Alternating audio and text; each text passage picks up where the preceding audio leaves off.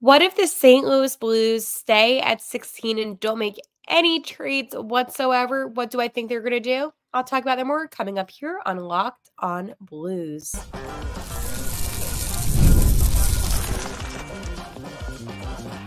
You're Locked on Blues, your daily podcast on the St. Louis Blues. Part of the Locked on Podcast Network, your team every day. Hello and welcome back to Locked on Blues. I am your host of Locked on Blues, Haley Taylor Simon, talking to you all things about our St. Louis Blues here on the Locked on Podcast Network, your team every day. On today's episode of Locked on Blues, I will be talking about if the Blues stay at 16 and don't make any moves whatsoever when it comes to the draft. Free agents, who do I like for the Blues? And of course, we need to talk about Binnington and Hofer and how they just make watching Worlds so much fun. We have a lot to get on today's episode.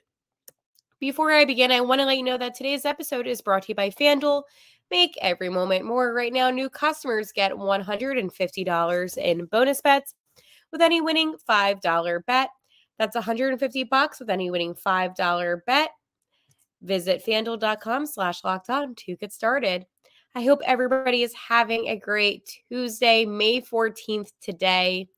And we are getting closer and closer to that NHL draft, which means that we're very draft heavy right now, which I absolutely love. And on yesterday's episode of Locked on Blues on Monday, I talked about what if the Blues made some trades.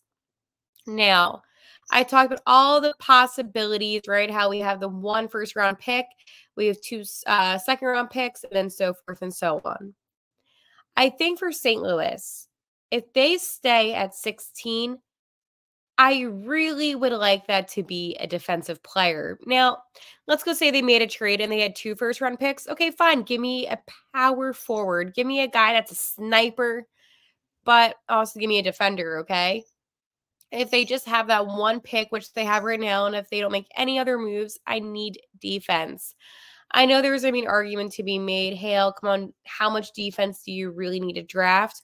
But I do believe that defense is the key to becoming a successful hockey team. Now, we can look back at the past draft, right? We have Dvorsky, and I know we have players coming up, okay? And I get that. But I am so, for whatever reason, Sam Dickinson from the London Knights, whatever reason, he is just the player that I want. Now, offensively, his skills are not that great. So why do I still want a player that may not be the best when it comes to offense? Well, I know there's a saying, oh, well, if a team needs to get better, they need a two-way defender. And I understand and get that. But I want a guy on defense that just can defend. We have really great forwards on the Blues, but I feel like we need somebody that's just going to focus on the defense. Obviously, offensive skills are super important, and there's no doubt about that whatsoever. But I think that this could be a D-man that you could really see be on the Blues' blue line for quite some time. And I'm not even just saying a couple of seasons. I could see him playing here for maybe 5 seasons or so on. So I don't think I'm crazy for thinking that way of Sam Dickinson. I've watched a lot of London Knights lately. I've been watching a lot of hockey lately, to be honest with you. And he is somebody, whenever I see him play, whenever I watch tape of him, I just feel like he would be one of the best options. When I did talk to Russ Cohen for IK Sportsology, he did say that he could see Dickinson going within the top 10. So at 16, realistically, can the Blues get him? I mean, if he falls back, which I doubt, but you never know. And for me, I really just am hoping that they are able to do so. But again, at the end of the day, it is, and I talked about Adam yesterday, Yurchek, and here's the thing. He is a good defender, okay? He's good on the right. And I feel like at the end of the day, I want somebody healthy, and he did have injuries this season.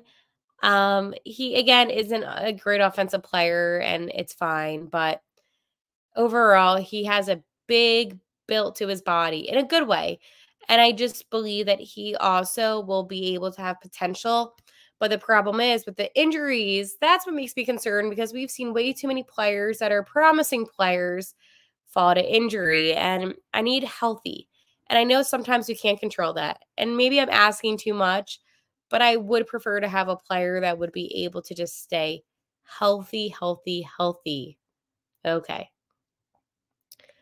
As I continue on my ranting about how we need defense, another guy that has been completely in the talks has been Carter Yemchuk. He was a right-handed defender. He's in the WHL and Calgary Hitmen. So here's the thing.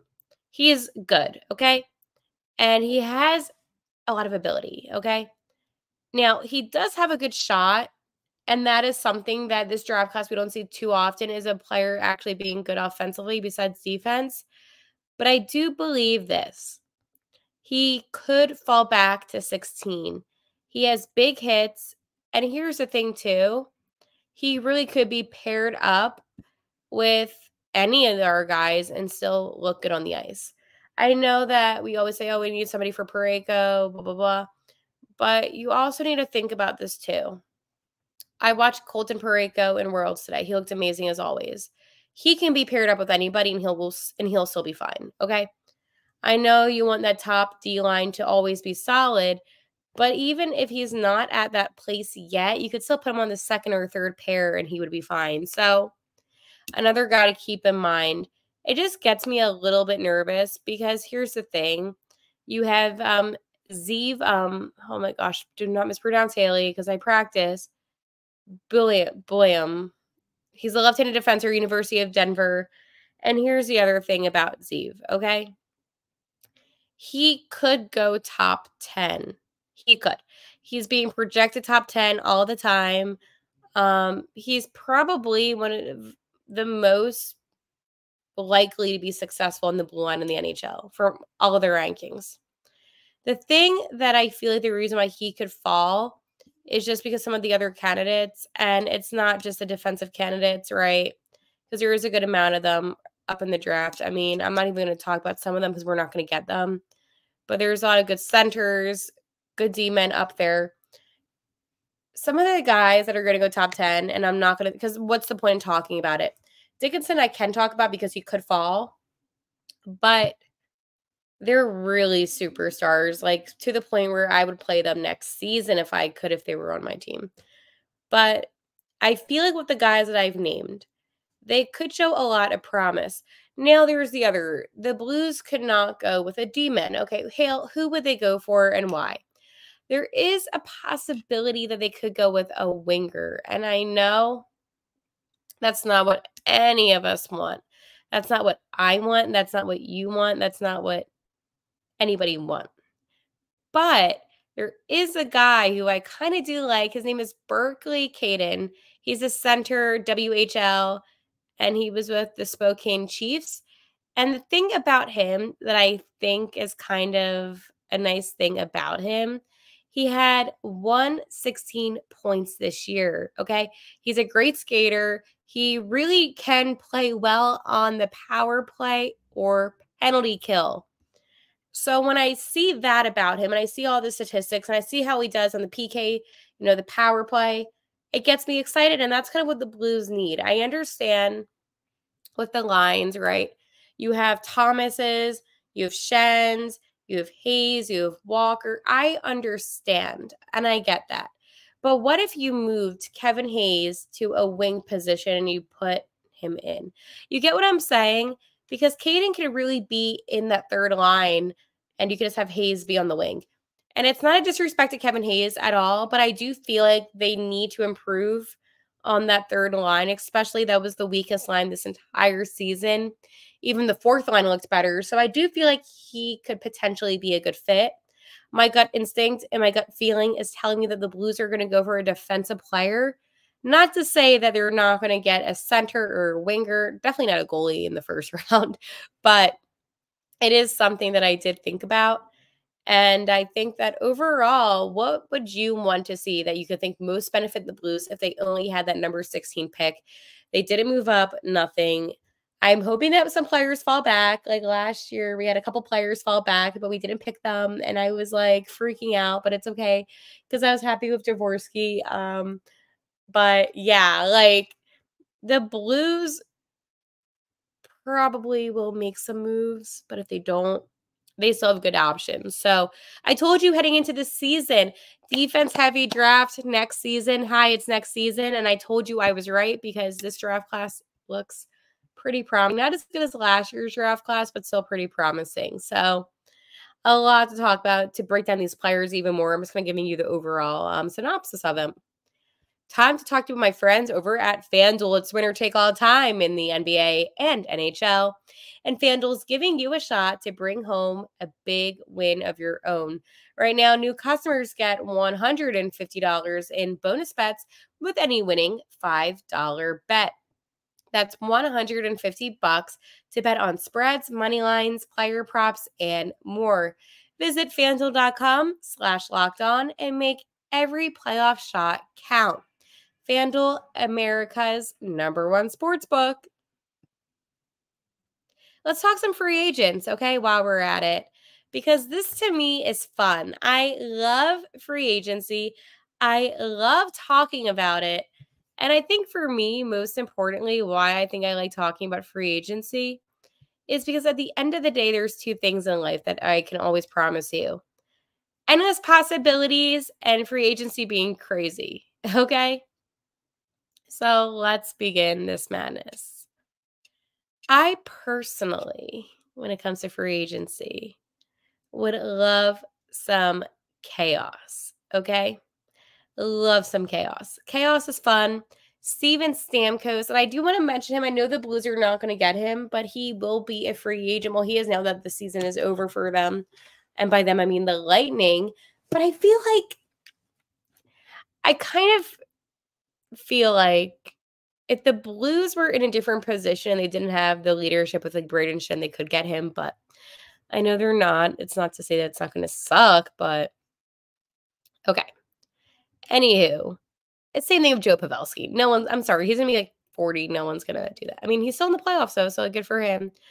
Okay, so then let's go talk about some other guys that I potentially think could be good free agents. Okay, Haley, I told you I was going to do this. What if I told you that Vladimir Tarasenko could be a Blue again? So, yes, he's with the Panthers now. He's actually playing in the playoffs right now. And I love Vladdy. He's still playing pretty well. But I feel like there is a part of me that is like, what if? Is that bad? Am I the only one that thinks that? Like, I miss some of our old guys. Also, if you notice the pause, it's because my foot fell asleep and there was like pins and needles feeling and I was like screaming in pain, but that's why I paused it. But anywho, about Vladdy, I really do feel like maybe I'm kind of reminiscing in the past, but I don't know, man. Like I miss him and I would love to see him being on the Blues again. And it's unfair because I know that I'm going to get my hopes up and it's just not going to end up happening. But I do feel like, though, it is a conversation that, we can talk about because at the end of the day, when you genuinely love a player the way I do with Vladdy, it wouldn't be crazy. Another guy that I kind of like, and he's playing now with the Bruins, is Jake DeBrusk. Now, listen, I love him. He is a right winger. He plays so well, okay? He's only 27-year-old, left-handed shot. And here's the thing about him. He is so great on the power play. So I would 100% be so down for him. And again, I understand what you're thinking. Hale, it's going to be a lot of money. Yeah, that's fine at the end of the day. Another guy that honestly we could go for who's a left winger is Chandler Stevenson. Now, he is 30, so he's a little bit older, but here's the thing about him. He scored 67 goals in 4 seasons for Vegas, and it's honestly not bad. And you know what? At the end of the day, he won a cup too, and I like how he is, so leave me alone. Like, I'm allowed to like certain players, And free agency is just like an epitome of, why not? Okay. Tyler Bertuzzi. Imagine. Just imagine. That's all I'm going to say. See, now I'm getting excited. There's also Sean Walker from the Colorado Avalanche, who's on the Philadelphia Flyers this past season. Great defensive player, probably one of the stronger D players. Here's the thing, though. He is a physical player, right? And, he had 10 goals and 19 assists this past season, combined with the two teams he played for. And he can play both on the left and the right side, despite just being a right-handed shot. So, again, if you want a blue liner that can actually work really hard, I would go for him. Now, he is 29, turning 30, but you can still get a couple good years out of him, so I really don't see why you wouldn't go for him. So those are just some of the guys. Oh, wait. You know who is also a free agent? Pat Maroon. Oh, could you imagine? I would freak out, honestly. I think I would really freak out because we really don't have an enforcer, and Patty Maroon is, and I miss him and come back. See, now I'm getting a little too excited again. See, whenever I talk about free agency, I get excited because I think about our former guys, and I'm like, come home. But imagine if Vladdy and Maroon came back. That would be crazy. Okay, time to talk to you about Policygenius. Okay. Policygenius is the country's leading online insurance marketplace. It saves you time and money so you can provide your family with a financial safety net starting today. With Policygenius, you can find life insurance policies that start at just $292 per year for $1 million coverage. Some options offer same-day approval to avoid unnecessary medical exams. So Policygenius helps you compare your options from top companies, and their team of licensed experts is on hand to help you talk through it. Your work life insurance policy may not offer enough protection for your family's need. Even worse, it may not come with you if you leave your job. Policygenius gives you unbiased advice from a licensed expert support team. They have no incentive to recommend one insurer over another, so you can trust their guidance. Thousands of 5-star reviews on Google and Trustpilot from customers who found the best fit for their needs. Check life insurance off your to-do list with no time with Policygenius. Head to policygenius.com/lockedonnhl or check the link in the description to get your free life insurance quotes and see how much you could save. That's policygenius.com/lockedonnhl. We need to talk about Binnington and Hofer and why they have been making my off season amazing. So first off, the roster / lineup came out today for, Worlds, right? And I see something beautiful.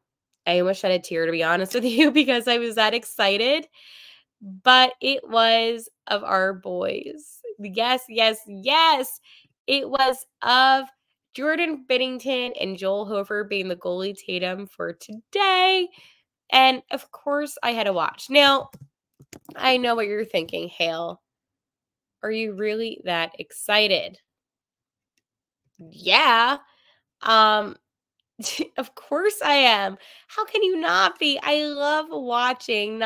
Do I not just love watching them play, but I love just seeing their names on the roster together and seeing that that's the Tatum. And overall, I just was really excited to see that.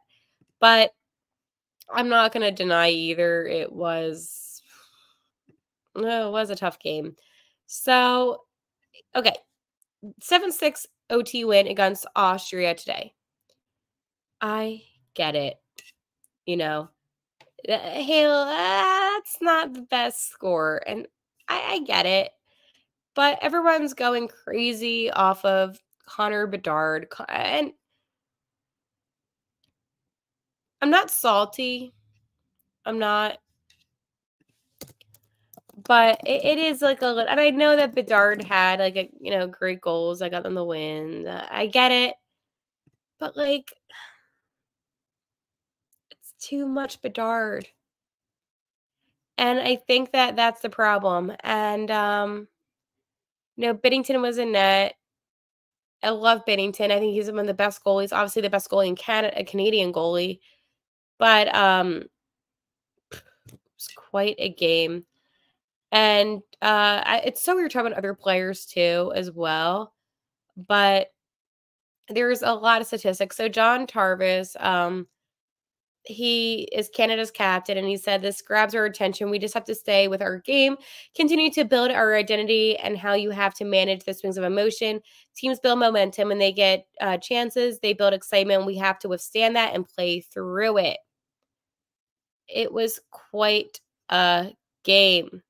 But the thing is, too, though, about this game that was quite interesting, I don't think Canada has the best defense at all. But, I mean, Binnington, I will always defend him. Canada is on top. And another, interesting thing about it, too, about this, this was Austria's 5th of third periods as the team overcame a 6-1 deficit. That's not good. And that's the thing. And I love Binnington, and I'm not, and I'm not here, hating on him, but, it wasn't good, right? And that's what makes me super nervous. And of course, Chicago, everybody in Chicago, oh my God, look at Bedard, and that's all they're talking about. And I know that, Bedard had a good goal, but there is concern too about the fact that, Australia was able to come back from that kind of deficit. I feel like I'm kind of going on a rant about this, but it's like Connor Bedard, while he did have a great goal, and I'm not blaming our guys, it's also like, come on. It wasn't that great of a game when you really think about it, but whatever. I'm just a little salty because we don't have Bedard, and I know that. Okay, well, I will talk to you tomorrow. And like always, let's go Blues.